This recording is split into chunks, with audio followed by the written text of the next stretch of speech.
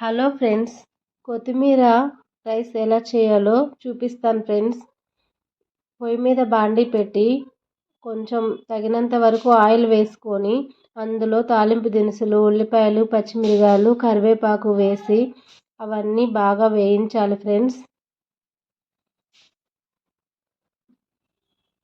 ఉల్లిపాయలు, పచ్చిమిరపకాయలు అన్నీ వేసిన తర్వాత అందులో అల్లం వెల్లుల్లిపాయ పేస్ట్ని మిక్సీ చేసుకొని వేయాలి ఫ్రెండ్స్. ఈ పేస్ట్ కూడా కొంచెం బాగా వేగిన తర్వాత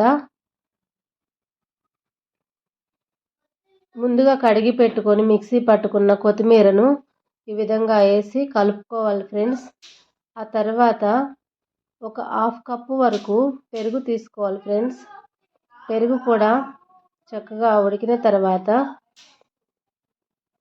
ఆయిల్ వచ్చేంత వరకు ఇలా వేయించి అన్నంలో వేసి కలుపుకొని పైన కొంచెం నెయ్యి వేసుకొని తింటే చాలా టేస్టీగా హెల్తీగా ఉంటుంది ఫ్రెండ్స్.